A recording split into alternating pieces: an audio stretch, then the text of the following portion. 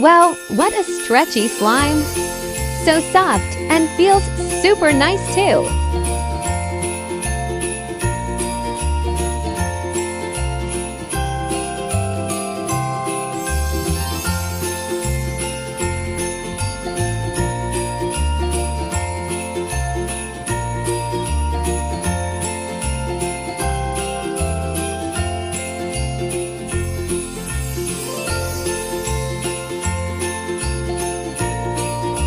Let us find out how stretchy it can be.